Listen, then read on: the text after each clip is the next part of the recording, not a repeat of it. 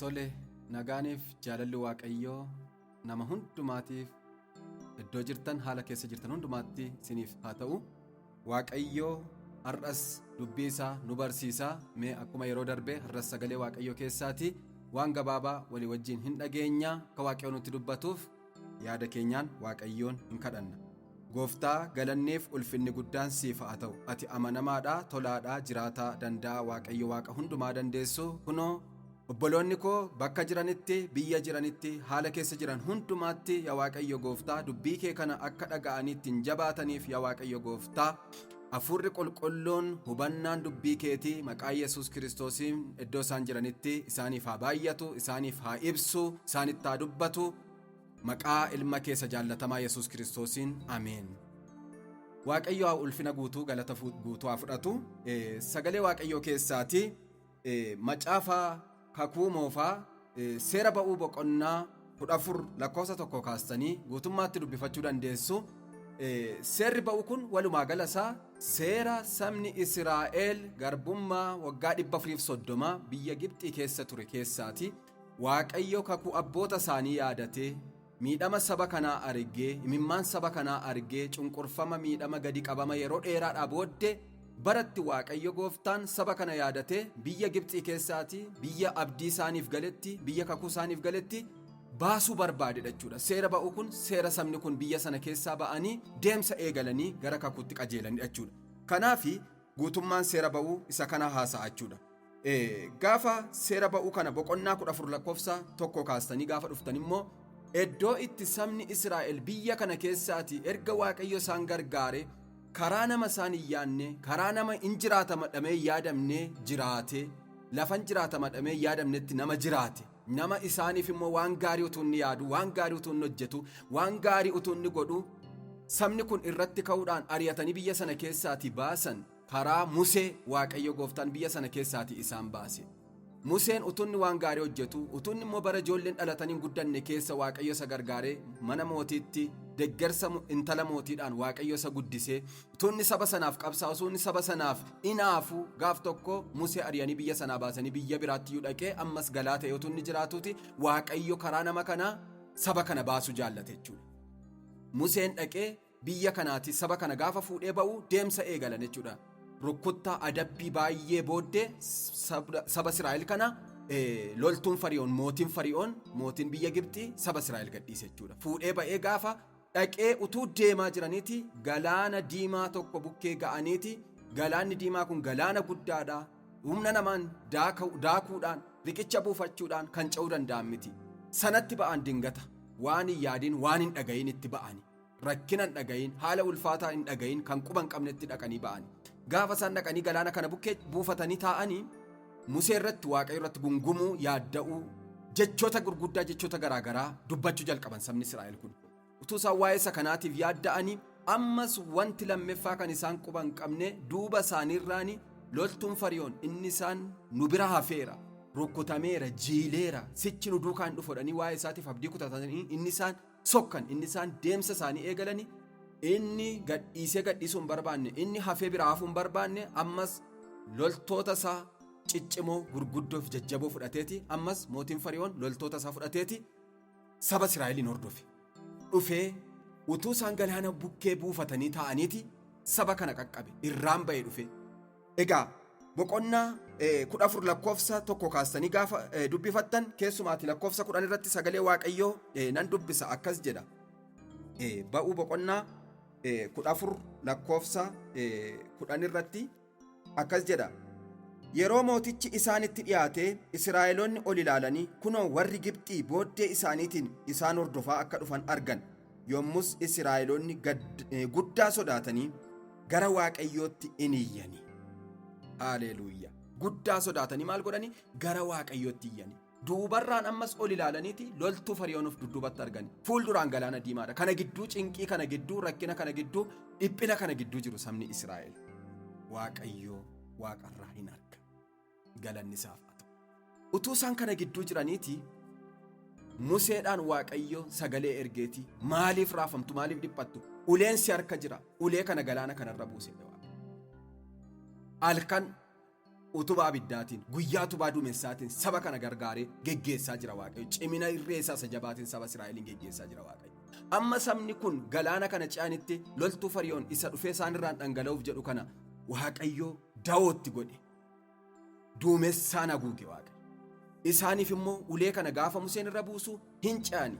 Sabni daqiiqaa muraasa dura gama taa'ee boo'u, yeroo muraasa booddee immoo yeroo gabaabduu booddee immoo gama ce'ee galateeffachuu jalqabe. Haleluuyaa. Tokkoon isaanii utuu nafin galaanni diimaa kun gargar hirameeti saba Israa'eliin ceesise.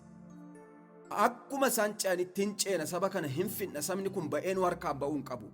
Nu jalaa ba'uu hin qabudhaniiti gaafa loltoonni Fariyoon dhufanii itti namman utuu gamaan tokko hin ba'in utuu gamanaa tokko nafin Waaqayyo galaana kanaan hareeti biraa dabarse. Haree bira hambise. Waan of gararraatti sila ilaalan of gajjallaatti ilaaluu jalqaban. Ce'anii faarfachuu jalqaban gamana ta'anii warri boo'an. Kanaaf tokkoffaa maal keessa dabartee jiraatta? Keessa dabartee jiraatta mata dureedha. Keessa dabartee jiraatta. Maal keessa? Tokkoffaa ari'atama keessa dabartee jiraatta. Galanni Waaqayyoof haa ta'u. Sabni kun ari'atama kana keessa, ari'atama bara dheeraa, cunqursaa bara dheeraa, dhiphina bara dheeraa keessa darbaniiti hin jiraatan, hin ce'an, deemsa isaaniitti fufan, gara kakuutti deemsa isaaniitti fufan. Maaliin ari'atamaa jirta atarra? Rakkinni maaltu si ari'ataa jira? Dhiphina maaltu si ari'ataa jira? Lola maaltu si ari'ataa jira? Haala ulfaataa isa imimmaan si buusise, waan hin darbaman fakkaanne, waan hin ce'aman fakkaanne, waan keessaa ba'aman fakkaanne maaltu sitti dhufee si dhiphisaa jira, si yaaddessaa jira? Iddoo xumuraa sitti fakkaataa jira iddootti jirtu kun? Tuqaa dhaabdeetta waa'ee keetiif hin danda'amu kana booddeetti hin fufamutte. Saba kana Waaqayyo Gooftaan isa duubaan dhufe, inni duubaan dhufes diina, inni fuulduraan dhufe immoo galaana. Kana gidduu hin hafaman fakkaanne iddoo xumura keenyaati iddoon kun jedhan. Waaqayyo garuu iddoonni xumuratti diina isaanii isa bara dheeraa biraatii hambisee iddoonni itti galata haaraa jalqabsiise. Haleluuyaa. Cinqii isa dhumaa keessa jirta, galata isaa jalqabaas jalqabsiisa Waaqayyo. Akka keetti xumurameera, akka ati ilaalaa jirtutti, haala ati ilaalaa jirtuun, haala humna keen, deemsa keetiin xumurteetta, xumurtee gad ofirra teesseetta, xumurtee gadi buutee ta'aa jirta. Waaqayyo immoo dhufee si ceesisa, dhufee keessa si dabarsa Waaqayyo.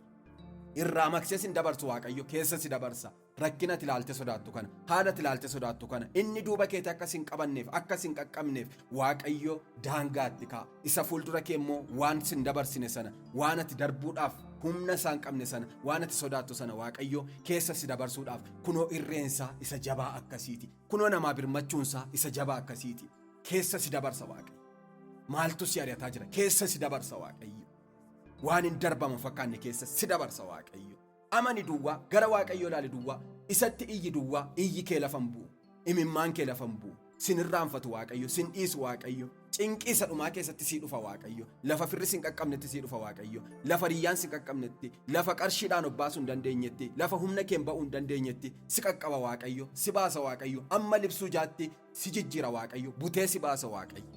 Amani duwwaa. Waaqayyo ari'atamati keessa darbuu hin dandeenye kana keessa si dabarsee si galateeffachiisa. Ce'aniiti sabni Israa'el kun warri gamana ta'anii boo'an, ce'anii immoo Miiriyaan fa'aa obboleettiin Musee fa'aa dibbee fudhatanii faarfannaa jalqaban, faarsuu jalqaban. Waan yeroo xinnoo booddee dura gama ta'anii boo'antu amma yeroo xinnoo booddee immoo ce'anii galateeffatan. Ceetee galateeffatta maqaa Yesuusiin sii ta'a. Haleluuyaa, haleluuyaa. Galanni Waaqayyoof haa ta'u. Inni lammaffaan rakkina keessa dabartee jiraatta. Maal keessa dabartee jiraatta? Rakkina keessa dabartee jiraatta. Rakkinni baay'een nama hin dabarsu. Rakkinni baay'een nama ajjeesa. Rakkinni baay'een karaatti nama hambisa. Rakkinni baay'een karaa nama dhaaba. Iyyoob boqonnaa tokko kaasanii yoo dubbifattan, Iyyoobin seenaa Iyyoob yoo ilaaltani, Iyyoob rakkina dhalli namaa keessa darbadhamee yaadamne keessa darbee jiraata. Bifa haaraadhaan jireenyatti fufe. Iyyoob nama guddaa, Iyyoob nama beekama. Iyyoob biyya ba'a biiftuu keessatti nama qabeenya hedduu qabu, nama sooressa, nama guddaa, nama beekama. Gaaf tokko garuu hin qorame. Yeroo tokko garuu qormaanni inni yaadiin itti dhufe. Qormaanni isaa kun qabeenya isaa hundumaa harkaa duguuge. Qabeenyi isaa hundumtu harkaa urgufame, harkaa duguugame. Kanarra darbee dhalli isaa, ijoolleen isaa, horiin inni qabu hundumtu, bushaayeen isaa, harroonni isaa, gaalonni isaa hundumtu harkaa dhumani. Ijoolleen isaa mimmiidhagoon harkaa dhumani. Erga kun ta'ee booddee qaamni isaa gara qaama isaatti darbe, qaamni isaa hin dhukkubsate, hin madaa'e, hin raamma'e, amma daaraatti galee daaraa keessa ciise, qiraaciidhaan of hooqutti ga'e. Kanarratti firoonni isaa yaa'anii dhufanii maalati duuteetta baddeetta salphatteetta qaanofteetta daaraffatteetta haadha manaasaa dabalatee maalati waaqayyos akkasi godhe kana arrabsiteen duutu arrabni kee utuu hin hidhamin arrabni kee utuu hin didin sii dhumeera kanarra maal eegda jedhanii itti ga'isuu jalqaban. Inni garuu rakkinas waaqayyo harkaatii fudhachuun akkuma waan gaarii qabeenya waan bareedaa ulfina waaqayyo harkaa fudhanne rakkinas waaqayyo harkaatii fudhachuun nuuf hin maluure hin didi. Ulfaataa keessa jirtaa yaaddoo keessa jirtaa jecha gurguddaa sitti darbatamaa jira haalli sitti dalgagaluu isaarraa kan ka'e firritti na jabeessattee yaaddu jecha hamilee si buusu jecha mogolee si buusu baadhatee gara kee dhufaa jira. Didi waaqayyoo keessa si dabarsa. Isa si balleessu miti rakkinichi waaqayyoon ilaali gara isaa waaqayyo irratti dhibbaa of gati waaqayyo nama nadhu malee waaqayyo didee keessa si dabarsa. Waaqayyo didee keessa si dabarsa humna keessa si dabarsu qaba waaqayyo. Humna keessa si hulluuqsisu qaba waaqayyo. Irraa baksee si dabarsa miti waaqayyo keessa si dabarsuu sila danda'uu fi waaqayyo itti dhaqatee rakkina ulfaataa sana keessa si dabarsa. Qorumsa ulfaataa sana keessa si dabarsa. Yaaddoo ulfaataa sana keessa si dabarsa waaqayyo. Keessa jirtaa keessa dabar. Sitti ulfaatee jira keessa si dabarsa waaqayyo. Yoosefiin olaaltan Yoosefiin obboloota isaa firoota isaa aantii isaatu sababa inni mul'ata qabu sababa inni abjuu qabuuf firoota isaa aantii obboloota isaa warra inni hubachuu dhaqeetu warra inni gargaaru warra inni galaa geesseeftu galaa godhee biyya biraatti gurgure. Garuu silaati akka yaada isaaniif iddoon itti badu ture garuu iddoon itti margu ta'e. Iddooti ittiin baddadhanii si dhiibani waaqayyo iddooti itti margitu sii godha. Iddooti itti ulfaattu sii godha. Iddooti itti kabajamtu sii godha. Dhiibamuu kee jibbi waaqayyo si duukaa ta'u malee waaqayyoon amanadhu malee gara waaqayyo ilaaluun dhiisiin malee miidhamuu kee irraan jibbiin haala keessa jirtu kana alagaan fira sitti ta'uu isaan jibbiin waaqayyo gaaf tokko immoo fira alagaa sitti ta'uu isaa firra alagaa sitti ta'uu isaan jibbiin gaaf tokko immoo waaqayyo alagaa fira siif godha. Alagaa fira siif godha waaqayyo. Biyyatti nan kabajamattee yaannatti si kabaja waaqayyo. Lafatti nan ulfaadhattee yaannatti si ulfeessa waaqayyo. Warri harka isaaniitiin si dhiiban harka keerraatii nyaachuu dhufu gaaf tokko. Waaqayyo haala geddera. Waaqayyo seenaa geddera. Kana keessas hin darbama. Isa keessa jirtu kana keessas hin darbama. Waaqayyoof hin danda'ama waan ta'eef. Daawitiin Saa'ol baay'ee ari'ate. Silaa kunuunsee guddisuu kan qabu. Isa Goliyaadiin injifatedha. Isa biyyi dadhabe isatti bahee Goliyaadiin galagalchedha. Isa Goliyaadiin ajjeesedha Daawiti lagaa tikaatii waamamee dhufe. Saa'ol garuu inni naafe. Saa'ol garuu waraanuu barbaade, balleessuu barbaade, ajjeesuudhaaf ari'ate. Waaqayyo garuu didee guddise. Isa si ari'atu kana keessa si dabarsee si guddisa Waaqayyo. Haala sitti ulfaatu kana keessa si dabarsee si guddisa Waaqayyo.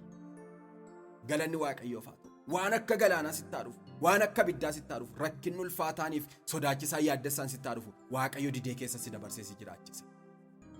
Macaafa Isaayyaas raajichaa boqonnaa 43 lakkoofsa 1 kaastanii yoo dubbifattanii Isaayyaas raajichaa sagalee Waaqayyoo keessaati. Mee in dubbisna sagalee kana 43 Isaayyaas 43 lakkoofsa 2 dubbisa. Yommuu ati bishaan keessa adeemtu anis wajjiinan jira. Yommuu ati bishaan keessa ceetus bishaan si fudhatee hin badu. Ibidda keessa yommuu darbitus hin gubattu. Arrabni ibiddaas si hin qabatu. Haalleluuyaa. Galanni Waaqayyoo. Galanni Waaqayyoo faatu. Yommuu ati bishaan keessa darbitu ani si wajjiinan jira. Yommuu ati abidda keessa darbitu ani si wajjiinan jira. Abiddi si hin qabatu bishaan si fudhateen soku. Kun ti'oorii miti. Kun ti'oorii miti. Qabatamaadha. Galaana keessa saba Israa'eliin dabarseera Waaqayyo.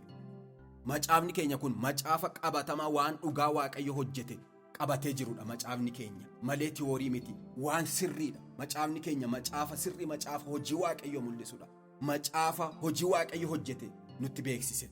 Kanaaf gaafa galaana keessa dabartu galaanni si fudhateen soku saba Israa'el wajjin ta'e galaana ceesise.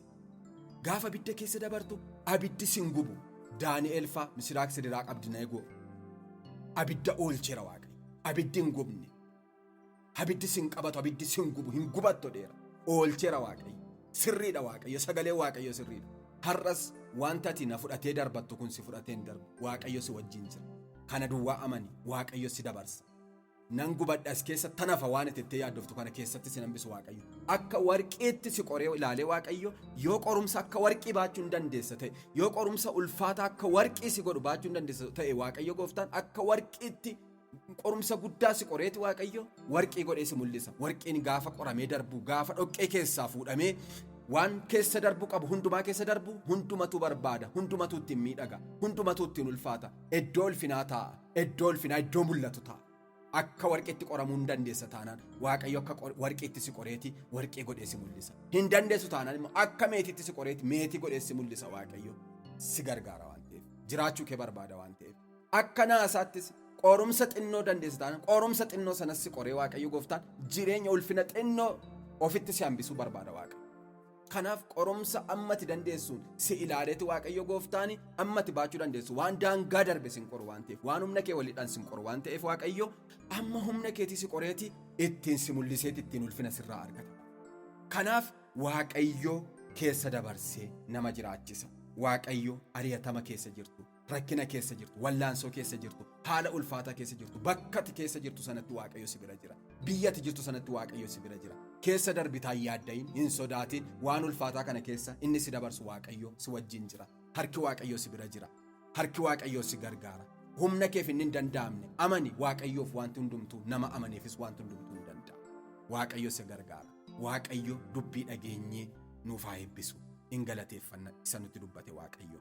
Gooftaa galanniif ulfinni guddaan siif haa ta'u. Dubbii keetiif ulfaadhu. Dhaloonni dubbii kana dhagaan biyya jiranitti haala jiran hundumaa keessatti yaa Waaqayyo gooftaa waan ulfaataa keessa jiran haala ulfaataa keessa jiran kana keessa gargaarsa keetiin humna keetiin keessa darbanii akka jiraachuu danda'aniif yaa Waaqayyo gooftaa ayyaanni keessaaniif haa baay'atu humniif jabinni keessaaniif haa baay'atu dubbii keetiif ulfaadhu galanni bara baraan siif haa ta'u maqaa gooftaa fayyisaa keenya Yesuus Kiristoos ilma keessa jaallatamaatiin ameen. Eebbifamaa Waaqayyo sinaa eebbisu.